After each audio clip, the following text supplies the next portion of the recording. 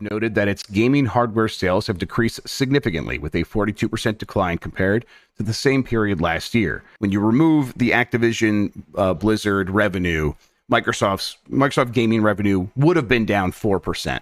So once again, showing how important that acquisition was to them. So that was down 4%.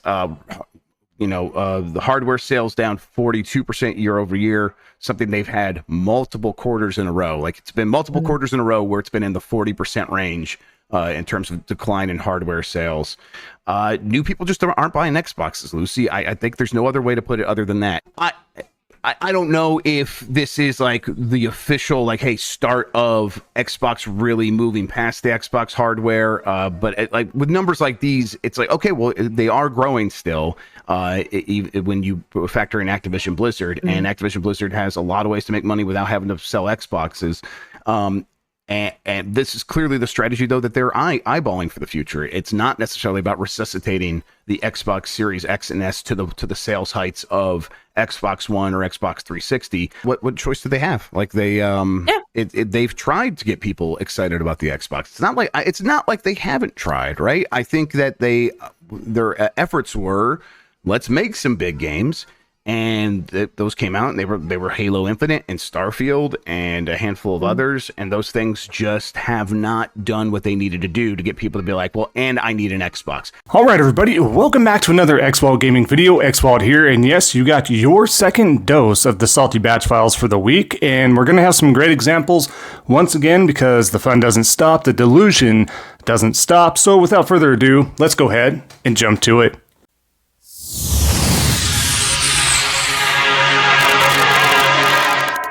All right, so like I was saying, what we're going to do is jump right into it. The first example we're going to show here is a picture. Now, this is a picture that speaks 1,000 words. Why am I showing this? Well, this was just a little interaction I had on X or Twitter, whatever you still want to call it. And it's in regards to him basically lamenting over how I was attacking Colt Eastwood. I could not stop talking about him, this, that, and the other, and he just really kind of showed an extreme biasness when all I was doing is what I do here, showing out the hypocrisy and the misinformation that Colt does almost on a daily basis, as well as coping, right? Well, in regards to that, I took a little quick gander at his page, and lo and behold, as you can see here, he has an Xbox Series X, obviously, but as I have circled in red, we have a PlayStation 5 completely decked out in Xbox-themed colors, stickers, decals, all that stuff, as well as the DualSense itself. It's just Xbox Series X, Xbox's generation, especially this generation or last generation, it's so great. We can't help but have a PlayStation 5, but because the games are so good over there, let's just dress it up. Let's make believe that this is actually what the Series X or the Xbox ecosystem should be encapsulating. By all means, with the money, funds, resources, and stuff, the shoe should be on the other foot.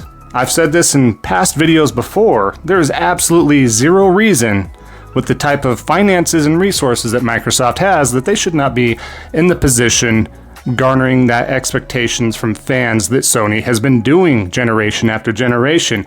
But it's just, again, picture speaks 1,000 words, like they say. You can't find something better than this. And he doubled down. He just, just having some fun, all this stuff, right? He had nothing to dispute. He had nothing else to talk about. He had nothing else but deflections on it. But wanted to share that with you. Starting off strong, cult-like fan base. You would never see me get a, Series X and then dress it up as a PlayStation 5 or some sort of a PlayStation console. Really out there, folks. I wasn't kidding when these guys are cultists and delusional. Proof is in the pudding, right? Let's get over here. Now, it's been a few episodes since we've talked about Destin Legary. So, of course, with all the stuff that's going on with Bungie here, obviously turning out not to be the greatest purchase for Sony. They kind of got fooled. It's been coming out with reports that they were misled. Basically, Bungie on the brink of bankruptcy, and basically kind of used car salesmen themselves over to be purchased, because obviously I do think PlayStation was trying to, kind of do something in regards to all the ZeniMax and ABK stuff going on. So what better thing to do than the supposedly very popular Destiny 2 and everything under the Bungie umbrella at that point. So, Destin, like he's saying here, how does anyone at Bungie go to work feeling happy? Hundreds laid off even after the celebrated Final Shape release. Pete once said he wants people from any walk of life to feel that they can come here and do their best work. As long as he's leading, that's clearly not possible. That's true. I do agree with that part, but I love how he gets so, let's say the word, we're getting so, what's the word we're looking for? Full of crap, because how much energy did he put into anything in regards to any Microsoft or Xbox layoffs with studios, anything shutting down there, barely said anything, didn't try to dissect anything. Again, the bottom part here isn't necessarily wrong in regards to finding different leadership, and that's what you're currently seeing here. You're going to see things really dismantled. PlayStation did get, of course, a lot of the employee base from the 250 or so employees that were unfortunately laid off due to this. They did grab about 155 employees and inject them into the Sony ecosystem there. But again, he's first to chime in and dissect something here. But anything to put a negative light in the Sony aspect for himself, as opposed to speak critically on Xbox, and we'll possibly get to that here. But let's keep going here. What I want to show up here is in regards to the same scene here. Now, Jason Schreier here, not necessarily him being salty, obviously, but a couple fans trying to latch on to something that would be negative news. But as you can see, Jason Schreier here, just to clear up some rumors floating around, Destiny 3 was not canceled because it was never in development, per people familiar. Bungie did some very early work on a spin-off project called Payback, but they canceled that a while ago. I'll have a story tomorrow with more info. And then, of course, Farhan, can you drop a story about how a studio that hasn't made a good game since 2010, Halo Reach, and can tell Naughty Dog, a studio that makes critically acclaimed games, to cancel a project? They didn't do that. We all knew that's not necessarily what happened, but again, Jason stating that that's not what happened. Then Horace, didn't you write in your article that Bungie's review of The Last of Us Online led to reassessment? They didn't straight up cancel it, but they laid the groundwork. Not necessarily true either. So Jason, states here, of course, Bungie gave Naughty Dog feedback that Naughty Dog found extremely helpful when making what was likely a very smart decision to not go all in on a live service game, basically. And then, of course, he states, people lamenting this cancellation should really look at the history of single-player studios pivoting to make service games such as Anthem, Suicide Squad, Marvel's Avengers, Redfall, and so on. And he's 100% right there. And everybody kind of questioned why. We were fine with factions. That wasn't the problem. That should have been included in Last of Us Part 2. It should be included maybe in The Last of Us Part 3, because there should be a trilogy from what we understand from Druckmann and company. That being said, we never wanted a live service portion of what was to be the factions game. It was supposed to be big. They talked it up. Don't get me wrong. I'm not going to downplay that. They talked it up, but you have to. You have the big corporate CEOs and everybody and stakeholders stating, yes, build this up. We're going to do this good. We're going all in. Jim Ryan unfortunately made some odd choices with the games as a service stuff. I understand that looks like it could be lucrative money. AAA gaming is also very expensive this day and age, as we all know at this point. So what other way than to maybe find a way and put that quality into a games as a service, live service type of game and stuff. But, obviously not working out. That's not what the players want. That's not what I want. We can't, the problem is too, what I want to lament here, is the fact that even if there are multiple amazing or great quality games as a service games, right, where you just continue to play, because that's the goal, right, is to keep that player base continually playing, spending money on microtransactions, battle passes, whatever the case is. You can only swap between, and this is my same issue with Game Pass as a whole, you only have time to swap between 2 or 3 games at a time. You're either in an ecosystem to do a live service game, games as a service, whether it's Fortnite, whether it's anything you want it to be, Overwatch, Smite, League of Legends, whatever you want to do. Even though they're free to play, games as a service, you have to invest your time and money into those. You can't invest in your time and money into 10 to 20 different games as a service, live service games, right? It's just impossible. It's the same issue I have with Game Pass, trying to get through all these games with the money you're paying monthly or yearly or whatever the case is. Trying to get that value out of it is subjective, and that's hard. And I think games as a service, you only have a small niche circle that some of those are going to work well enough to be successful. There's a limit. That being said, let's go on here. Let's go on here. Nicola, I thought this was great of him to post. I thought this was a fantastic meme here because, as you can see, we got Gaz here, which is true. States good boy. And what's this referred to? Gaz sits there and shills. He's really wanting to take the crown from Riskit, from Colt, and the others that are in the company here. Avowed just feels better as a New Year release for me, though, but to each their own. It feels better as a New Year's release. The last first-party game you got this year was Hellblade. There's no other timed exclusive stuff. Maybe Stalker 2 when it comes out later this year. But what do you got? That feels better as a New Year release? That tells me you weren't truly looking forward to that game. There's so many things you can look into here, and this speaks volumes. You were not looking to Avowed.